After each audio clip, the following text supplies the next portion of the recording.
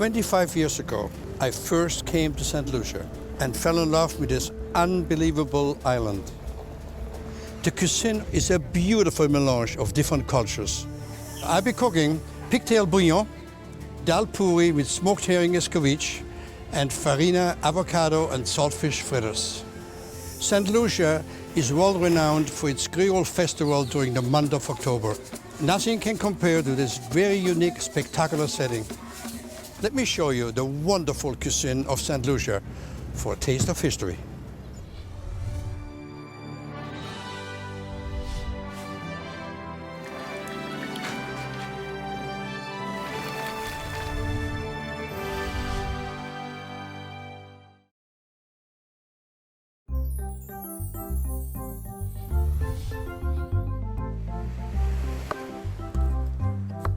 Roy. Hey Walter. Good to see you. It's a pleasure. The executive chef here of Sandals Halcyon in St Lucia. Yes, sir. And today you're going to really help me to discover the true roots of Creole cuisine. So what are we making today? Our first dish will be Pigtail Bouillon, which is a favorite of St Lucia. And a favorite of mine, by the way. Oh, it's a favorite of yours too? Good, good. We have some nice salted pigtail here. So you keep them salted for preserving. To get rid of the excess salt now, what we do is cut them up and pre-soak them. 1 inch thick. We have our kidney beans, which takes a less cooking time when you soak them overnight. Also to bind the soup a little yes, bit. All right, let's go ahead. That was a big staple in the 18th century. And you salt it and you have it in barrels and it was on the ships and it lasted forever. Yes. Oh yeah, beautiful. Oh, wow. So how much of the pigtail you want in there? Let's say half of it. Half of it? Okay. Yes. And now I'm going to add the red beans. Stir it up, put the lid back on it, and now it comes to all the ingredients that makes the soup so spectacular, right? Yes. Would you mind peel some garlic for me? Absolutely. I'm dicing the onions for the soup. Garlic will be finely chopped. We'll put all our mise en place in this bowl. Fantastic. Yes. Walter, great knife skills. Been doing this for a while. Yes. A lot of ingredients in that soup. That's what makes it so good. And the sweet potato is what we call a Caribbean sweet potato. Yes, it is. Very different from what we know in the United States. Yes, it is. The color is different. If you notice, it's darker in shade. Yep. And this is what I'm going to use to add some richness to the soup. And also some sweetness. Most people expect to find an orange color. Yes. But again, it's a very different sweet potato. It's a different species. Correct, correct. Yeah. And the yam over there? In St Lucia, they refer to all these ingredients as ground provision. And let me tell you, the first time I had ground provision, it is not a good experience. All dry. Oh, you need something saucy along with it. Now, most of the soups, most throughout the Caribbean, always uses of one form or another as a dumpling. Like in Jamaica, we call it spinners, dumplings here, which kind of gives a good texture to the soup and also the flavor. St Lucians like a lot of dumplings, starchy products. What they would refer to this dish as is a one pot. Its roots are from way back when. So when we're talking about discovering Creole cuisine, that is one of the big staples, you know? Yes, we call the soup a bouillon, but it's more of a soup, a chunky soup. A bouillon is, you know, basically a light broth. But like you said, it's a one-pot meal. Yes, you need a bowl of that, you don't need anything else. Yeah, very chunky, yeah. We have some green onions, or scallion if you may call them so. The whole thing, green and white? Yes, the whole thing. And while you do that, I'm gonna start making my dumplings. Perfect. We have flour, all-purpose. It's about 1 cup. We're gonna add some salt to that. It's about 1 teaspoon. You want to reach me the hot peppers? What do you call them, the little tiny? You call them bird peppers like in Trinidad? Or This one we call the Scotch bonnet. the Scotch bonnet, All right? yeah. You can use 2 seasoning pepper and 1 Scotch bonnet. Roy, this is one of the most beautiful herbs that I know, which is the top of the celery. Yes. It's not used in many cultures, but here in the islands, it's very, very popular. Very nice. Yes. A quick chop like so. Okay. Wow, looks nice, Walter. Let's put this into it. And all these flavors that we're going to add to it now comes in perfect harmony. Yes. We're actually rolling our spinners now. Yep. Small pieces, roll it, just drop them in. So all we need to do is allow this to simmer. Oh, perfect. Wow. Very nice, Walter. So we have one last ingredient to add, as we said before, Walter, and that's a secret ingredient, the coconut milk. Nice and creamy. Yep. Now we have our pigtail bouillon ready. Are you ready to try? Am I ready to try? You bet. All right. Oh. Wow. It's a beautiful aroma. Man, I tell you, it's in so perfect harmony. I'm tasting every ingredient. I tell you, people do not know What they're missing. what they're missing and how much we forgot. Oh, That wow. is beautiful. I understand the month of October is a very festive month here in St. Lucia. Tell me about it. Yes, it is, Walter. It's a festive season where St. Lucians celebrate and embrace their heritage and culture.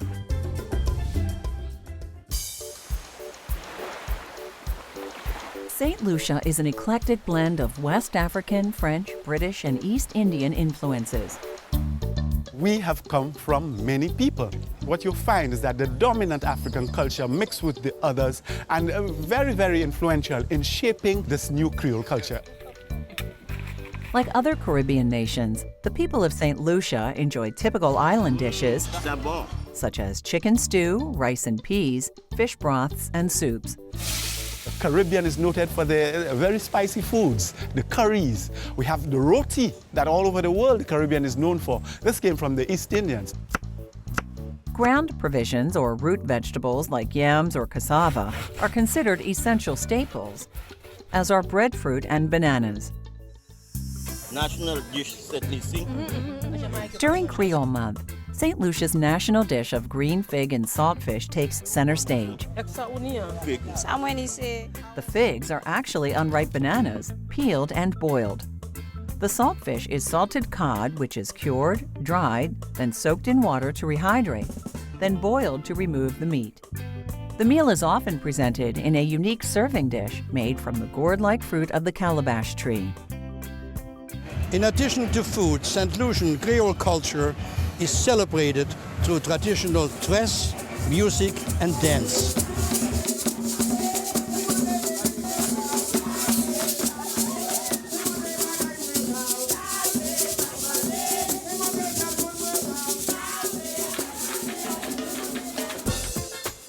St. Lucians are encouraged to embrace their culture and their mother Creole language. So you will go to countries where, say, the Dutch are dominant and you may get a Dutch Creole language. You will go to Jamaica and you get an English Creole language, which they call patois. With St. Lucia is a French Creole language. And you would know from St. Lucia's history that the main European powers which battled for ownership of St. Lucia were the English and the French. However, the French had the longest period of unbroken rule. I see the French loading their ships. 200 years ago, this was the center of some serious battles where the French and the British exchanged gunshots. The ruins from a number of buildings that have been erected here, those that are built out of stone were built by the French.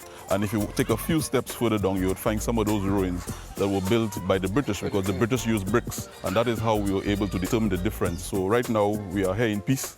And 200 years ago... That's what you think. We have come from a history of struggle, survival, and achievement. For hundreds of years, we have been taught to hate ourselves. Now we're responsible for ourselves. We need to know ourselves a lot more and develop pride in that Creole culture and proclaim it to the world. St. Lucia, I not tell you nothing. I come to drink a little rum to fret and something. Madras, coming from a mixture of India, African, and the French, come together to give us this cloth that is designed in all kinds of ways to create this beautiful kaleidoscope of color that you see in the Creole clothes. It's worn on special occasions, like today. Moi Héritage Creole, Creole Heritage Month, when we get the world, get St. Lucian community first of all, and the rest of the region and the rest of the world to pay attention and to know a little bit more about the Creole language and to proclaim it to the world.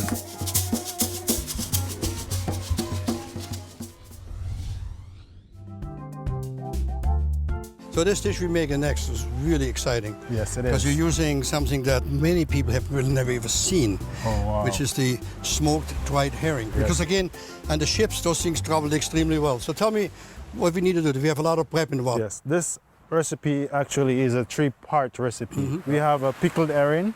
We got to boil, right? Yes, so we should gotta get it boil to the fire now. Yes, so we're gonna cut the head off. The unique thing about this fish is that it's dried and smoked, so it's cured. This can stay out of any refrigerator for, you know, a long period of time. Now I want to give the audience a trick. If you want to make it at home, you don't find it, you can substitute anchovies into it. Of course. It works the yes, same way. Yes, yes. The herring was boiled. I reconstituted it, picked it off the bone, made little fillets from this. What we're going to do is to saute some vegetables, you know, make it pickle a little bit and add some spice to it, and then the dish is good to go.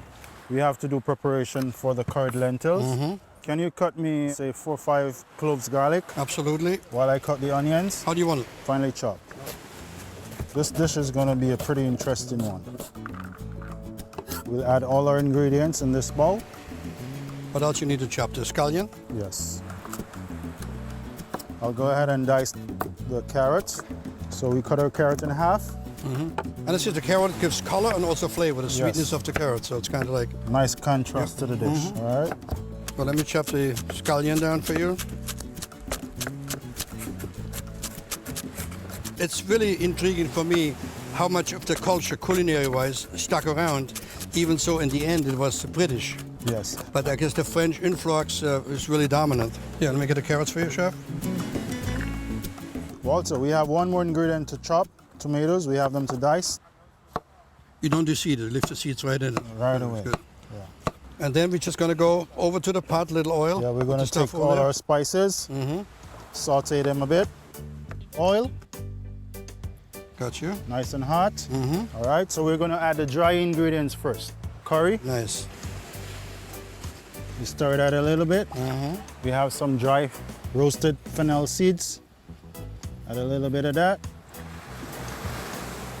Injera with garam masala. Gonna add a little bit cinnamon to that. Black pepper. Black pepper. Okay, Walter, last but not least, we're gonna add some cumin. Oh, the flavor of this pot already. So now we saute all the dry ingredients. We're gonna add our veggies, all right? Yep. So carrots first. Allow them to saute a little bit. All right, so we add our carrots. Yep. Now we're gonna add the rest of our veggies, all right? Ah, great stuff. Yep. We saute that for just about 2 minutes, and then we're gonna add our lentils to that. So now that our veggies are sauteed, could you pass me those lentils? Absolutely. Beautiful petite lentils you got here. And these lentils are pretty easy to cook. Yep. 10 minutes and they're ready. Done. Beautiful. Yeah.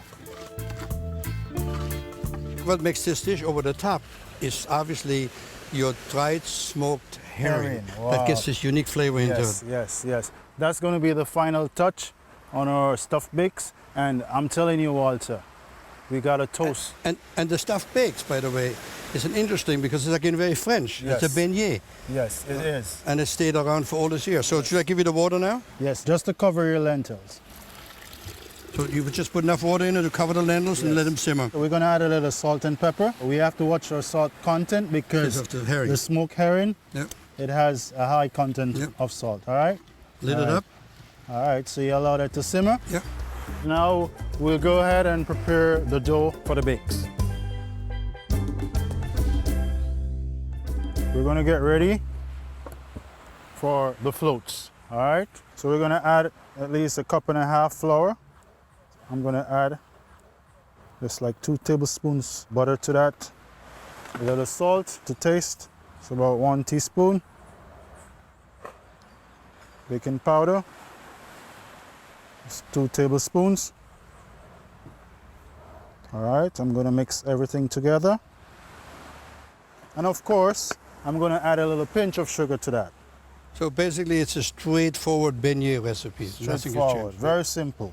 No You other- cannot go wrong with Yeah. this recipe. No other ingredients into it. All right, so I'm gonna mix all these ingredients by hand. Be very careful with the water. You can always add, but you cannot take away. Yes. So it's important. Because you want to get the right consistency and waken up the Consistency? gluten. Sure. And again, make sure that you use an all-purpose flour for that. Yes. Cake flour wouldn't work. And you don't want your dough too soft or you don't want to over-mix your dough. So now that my dough has come together, I'm gonna remove it from the bowl. You work it. Yeah. Do you let this dough rest at all? Yes, a little bit, what you yes. think? 15, 20 minutes maybe? 15, 20 minutes. We're gonna dust our board with a little flour, all right, so that it don't stick. cut this dough in small portions and allow it to rest a little bit, all right? So, Portion it out, kind of like. Yeah. in the portions, you make them into little balls. As you can see, your dough is doubled in size, all right, well rested. Yep. And now you can play with the dough, all right? So what you do, same procedure as the dal pure. So we have our The lentil mixture to be cooked, yeah. Yes, pre-cooked. So you put the lentils in the center, add a little water around the edges. And a simple technique we're going to do, just when I fold it like an empanada, Got you. it can stick together, all right? Would you mind crimp it with a Of fork course. for me? It's a very, very, very cool recipe, I tell you. We're going to move on to our topping for that, all right? Which is going to be smoked herring with pickled vegetables. What's nice about this dish is the color on top of the Yes, of the it's going floats. to be very colorful. Yep, yep, yep. So you make, small juliennes.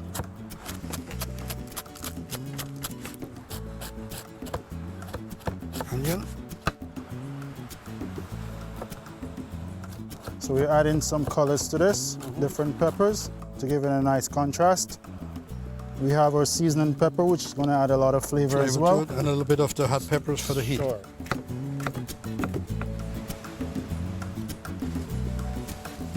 So this is the hot one. Yep, the hot. So we're going to add some acidity. You could also use vinegar, and I would recommend rice vinegar for that. It's perfect because it's crisper. Chef, you know what's important about this dish? What? If you don't crimp the edges properly, when you drop them in the oil, your Pop lentils will pop open and make a big mess. So be careful of that, all right? So now the oil is heated, we're going to take time, drop them slowly inside. All right. Very easy to cook, medium heat, perfect temperature. All right, so we have enough oil. Yep. So we're going to do a quick toss of our vegetables. Let us add the herring right away. Oh man, that is so good. The last thing we're going to add is our lime juice to this. All right. Can't wait for that.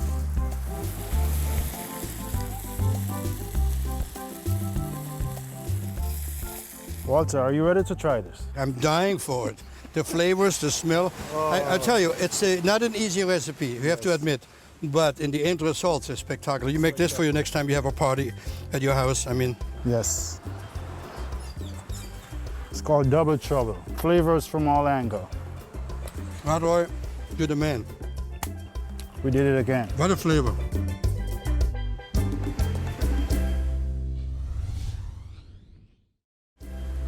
This is going to be another interesting dish. Farina with avocado on pickled codfish. This is going to be a croquette served with mango salsa. For people that don't know, farina is basically made from the cassava root. Yes. And the cassava root came to those shores and all over the Caribbean as food for the enslaved people because it's easy to grow and it Yes, fills you up right, tremendously. right. Interesting part about farina is that it's actually poisonous until you roast it. It is, it is. We're going to start this recipe by adding the farina to the bowl. Farina, which is our cassava flour. Which is also eating a lot of cereal. It's That's good for right. you. That's right, Chef Walter. All right. Walter, do you mind Look at that size. cutting my orange Certainly. and my grapefruit? I need the juice from both. The citrus that we have there is going to add some acidity to the dish. All right. So we cut it open and we're going to remove the seed. A little trick. That's a serious avocado, I tell you Yes, that. it is. You want me to make the juice of the grapefruit and lemon right away while we're here? Sure, Okay. sure. So we're going to remove the avocado from the skin, add it to a bowl. Yes. The reason why I'm going to add the citrus juice to it, for two reasons. Add moisture, some acidity, and also it's going to kill the enzyme in the avocado. So it doesn't turn. Oh, perfect. You're the man. Yeah, Ready? man. All right, a little black pepper to this, a little salt, and of course some cumin. All right, I'm going to squash the avocado. So that the moisture, that you know how much of the other liquid you need. Because Perfect. not avocados are the same. Same, yes. Some have more moisture than others, Then so some. it makes All sense. right. All right, you can go ahead. How much you want? Half of that, Walter. All right, that's good. I'm gonna try a little bit. Just let me see how the flavor. That's amazing already, huh? All right. Now we're going to add the saltfish. Saltfish we already boiled, cleaned it up completely. What's important is you want no bones in there because when you eat a dish like this, you want to anticipate. Yeah, all the flavors. How much you want in there? So we'll use half of that. And the reason why I didn't squash the saltfish, I didn't want, it to be too mushy. Different textures. Yeah, that's the idea. Yeah. How long you let it sit up? It's just enough for the moisture to get in the farina? Yes. Walter, I'm going to show you how to make these croquettes. Yeah. All right. So similarly to a crab cake. The flavor of this is so beautiful. It hasn't even cooked yet. It's all ready to eat stuff. Yeah. All right. The only reason why I'm frying this dish is to add a little crunch to it. Get a crunch to the outside. Yes. We're going to do a little breading process. Okay. A little egg wash, and then we dip it in some farina and straight to the fry. All right. Let's go ahead. So we're going to crack the egg. All right. Very simple process. All right. 2 eggs. Yep. All right. I'm going to whip this a little bit. I think the oil is getting nice and hot behind us. I can hear it. So now, dip it in egg, farina, and that's it. And you don't need a heavy crust, just nice and light, all right? I can see why this is your favorite dish. However, you gotta have those avocados to make that work. Oh, wow. And the saltfish. These avocados are locally grown. Yep, Yeah, you can man. tell. Yeah, man. So let's go over to the fire. Chef, our oil is now preheated, so we're ready to fry. Yeah, let me put them in. Oh yeah, Oh, wow. it's beautiful. Nice. And I guess you just want to get a nice coating on it, right? Oh, yes. Let it cook a little bit. I just topped it off with some mango salsa. Try that and let me know. Divine. Beautiful. You're number one in my book. All right. I hope you enjoyed this taste of Creole cuisine here in St Lucia.